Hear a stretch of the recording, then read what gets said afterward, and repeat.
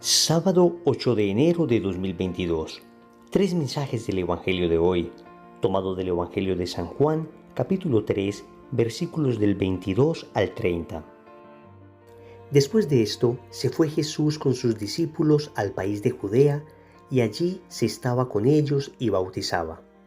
Juan también estaba bautizando en Ainón, cerca de Salim, porque había allí mucha agua, y la gente acudía y se bautizaba, pues todavía Juan no había sido metido en la cárcel. Se suscitó una discusión entre los discípulos de Juan y un judío acerca de la purificación. Fueron pues a Juan y le dijeron: Rabí, el que estaba contigo al otro lado del Jordán, aquel de quien diste testimonio, mira, está bautizando y todos se van con él. Juan respondió: Nadie puede recibir nada si no se le ha dado del cielo. Vosotros mismos sois testigos de que dije: yo no soy el Cristo, sino que he sido enviado delante de él. El que tiene a la novia es el novio, pero el amigo del novio, el que asiste y le oye, se alegra mucho con la voz del novio. Esta es pues mi alegría, que ha alcanzado su plenitud. Es preciso que él crezca y que yo disminuya.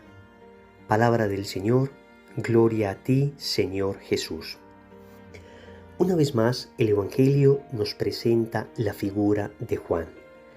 Juan Bautista parece ser una de estas figuras bíblicas que tienen un pozo infinito de enseñanzas para nosotros, porque en cada pasaje que le encontramos tenemos grandes aprendizajes de él para nuestra vida. Vamos a meditar tres mensajes de este Evangelio. Primero, Dios es providente. Segundo, ¿en qué está tu alegría? Tercero, que Él crezca y yo disminuya. Vamos con el primer punto. Dios es providente. Cuando los discípulos de Juan, tal vez un poco celosos porque las personas estaban yendo con Jesús, van y le preguntan a Juan Bautista qué deben hacer, San Juan Bautista responde de esta bella manera: Nadie recibe nada si no se le ha dado del cielo. Por supuesto, acá se está refiriendo a los dones que tienen las personas que actúan en nombre de Dios, pero en este caso Jesús es Dios mismo encarnado. Por consiguiente, Él mismo es el regalo que ha venido del cielo para nosotros. Pero podemos extender esta expresión y aplicarla un poco a nuestra vida. Nadie recibe nada si no se le ha dado del cielo. Aquí podemos encontrar el misterio de la providencia de Dios. ¿Y qué es esto de la providencia de Dios? Hay que aclarar bien, porque desafortunadamente muchas veces se ha difundido una imagen errónea de la providencia de Dios. Entonces muchas veces se piensa que Dios no interviene nunca. Entonces Dios sería alguien así como un arquitecto que hizo la casa pero nunca volvió. Es una figura que tenía una corriente filosófica llamado el deísmo, que decía: Dios existe pero se durmió, nos creó y nos dejó. Por supuesto, esa no es la imagen cristiana de Dios. Otros en cambio van al otro extremo. Dios interviene en cada detalle y controla absolutamente todo, limitando así la libertad del hombre. Entonces el hombre no tendría una verdadera libertad, sino que tendría una libertad ficticia, porque finalmente es Dios el que dirige hasta el menor detalle. Unos filósofos llamados los fatalistas pensaban esto.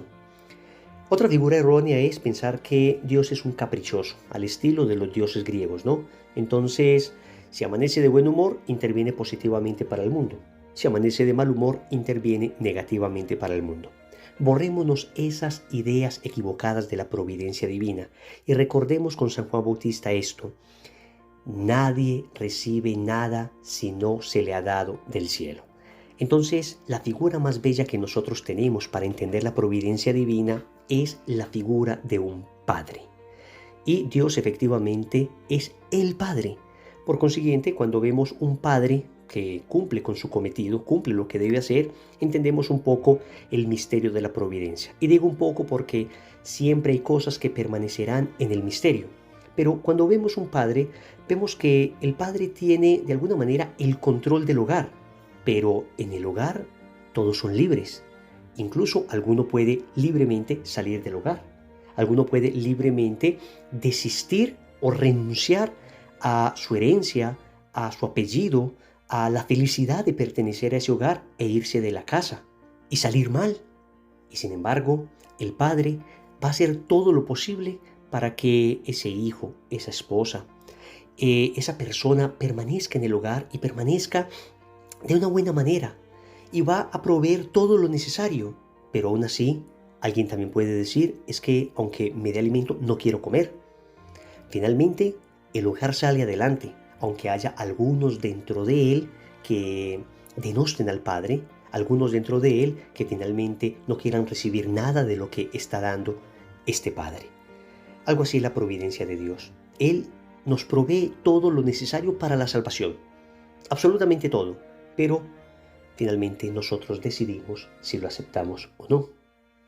Segundo, ¿en qué está tu alegría? En 2 ocasiones, Juan dice que su alegría es Jesús. Dice que se alegra mucho con la voz del esposo. En este caso, cuando habla del esposo, es Jesús.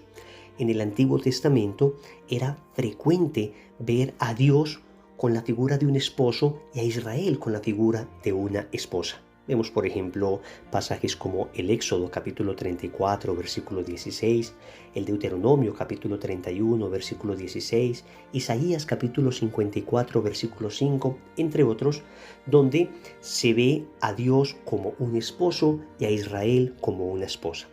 Pues Dios mismo que se hace carne, Dios mismo encarnado, Jesús, viene a desposar la humanidad, ya no solo a Israel, sino a la humanidad manifestada en la iglesia. Pero dice Juan que se alegra escuchando la voz de Jesús y que su alegría ha alcanzado la plenitud. Qué bonito esto. Y nos podríamos preguntar, ¿nuestra alegría en qué está? ¿Tu alegría está en el bien o en el mal? ¿Te gozas en el bien de las demás personas o te gozas en el mal de las demás personas? Cuando a alguien le pasa algo malo, ¿te alegra? Esto es el sentimiento de la envidia. Es la alegría por el mal del prójimo. La alegría porque a otro le pasen cosas malas. Nuestra alegría no puede estar en el mal. Nuestra alegría tiene que estar en el bien. Que nos gocemos cuando a otro les va bien. Que nos gocemos cuando a las personas que nos rodean, incluso a nuestros enemigos, les va bien. ¿Tu alegría está en la gracia o en el pecado? ¿Tu alegría es cumplir la voluntad de Dios o ir contra la voluntad de Dios? ¿Tu alegría es vivir los mandamientos amorosos de un Padre que te lo da todo para que seas feliz? ¿O acaso es ir contra estos mandamientos, romper nuestra relación con Dios, gozar entre comillas, porque en realidad no hay un gozo en el pecado, sino goces pasajeros, goces que rápidamente se diluyen, se evaporan? ¿En qué está tu alegría? ¿Tu alegría está en Jesús o tu alegría está en el mundo? Claro que hay cosas naturales que nos generan alegría, gozo, pero aún esto, siempre y cuando sea bueno, viene de la mano de Dios. Pero tenemos que comprender que para que nuestra alegría sea una alegría estable, duradera, una alegría que nada nos pueda robar, ni siquiera los mayores problemas, nuestra alegría tiene que estar cimentada en Cristo, nuestra confianza puesta en Él. Si nuestra alegría está puesta en las cosas del mundo, por bonitas que sean, tenemos que entender que tarde o temprano estas alegrías se diluirán. Todo en esta vida es pasajero. El único que permanece es Dios. Tercero, que Él crezca y yo disminuya. Creo que aquí está la frase central del Evangelio de hoy. Especialmente para aquellos que nos dedicamos de alguna manera al apostolado, aquí hay una frase que debe convertirse en principio rector de nuestra evangelización. Que Él crezca y que yo disminuya. Que cada vez se vea más a Cristo y menos a mí. Que cada vez Cristo sea más conocido y amado y menos conocido y amado yo. Esto es importante porque en el apostolado se corre fácilmente la tentación de quedarse con los elogios, con los aplausos, de quedarse con la recompensa en esta tierra.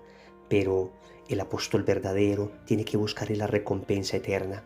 Entonces, evitar aparecer al máximo. Claro que necesariamente tendremos que hablar, tendremos que aparecer, pero siempre con la clara concepción de que esto es simplemente instrumental, de que nosotros solo somos instrumentos, de que de ninguna manera nosotros somos fines. Pero también podemos extender esta frase en nuestra vida diaria, que Él crezca y que yo disminuya. Y la pregunta que nos podríamos hacer es, ¿cuánto de Dios reflejan mis acciones? ¿Cuánto de Dios refleja mi mirada, mi palabra, mi gesto, mi acción? En mis acciones cotidianas se ve el ser humano débil, herido por el pecado, o se ve el nuevo Adán resucitado por la acción de la gracia. Quien te ve en ti a Jesús, o ve en ti simplemente tu debilidad, en tu familia, en tu manera de actuar, en tu trabajo, en tu manera de ser, con un extraño, con una persona que necesita ayuda. ¿Crece Jesús en ti o crece tu ego en ti? ¿Crece Jesús en mis acciones o crece al contrario mi ego en mis acciones? Oremos. Amado Señor, gracias por tu providencia. Gracias porque no solo me creaste, sino que cuidas de mí. Gracias porque me proporcionas todo aquello que necesito para llegar a ti, para salvarme eternamente. Y tú, Señor, eres mi alegría. Por eso quiero dedicar mi vida a ti enteramente. Quiero buscar solo aquello que me acerque a ti y quiero dejar todo aquello que me aleje de ti. En cuántas ocasiones a través del pecado busqué llenar mi corazón, busqué la alegría verdadera, pero solo encontraba goces pasajeros, pero jamás encontré el verdadero gozo lejos de ti. Sin embargo, cuando te encontré, cuando experimenté tu abrazo, cuando me sentí amado por ti, Señor, la alegría verdadera inundó mi corazón y hasta ahora no ha pasado un solo segundo en que no haya experimentado el gozo interior de saberme amado por ti. Finalmente, Señor, te quiero suplicar que, ejemplo de Juan Bautista, me concedas la gracia de la humildad. Hasta ahora he sido muy soberbio, pero a partir de hoy quiero suplicarte para que tenga la fuerza de luchar contra este orgullo, contra este deseo de aparecer, contra este deseo de figurar. Señor, que tú crezcas y que yo disminuya. Señor, dame lo que me pides y pídeme lo que quieras. Amén. Recordemos entonces, primero, Dios es providente. Segundo, ¿en qué está tu alegría? Tercero, que Él crezca y yo disminuya. Compromiso. Les invito para que recemos un Padre Nuestro, Ave María y Gloria, pidiendo la gracia de la humildad. En el nombre del Padre, y del Hijo, y del Espíritu Santo. Amén.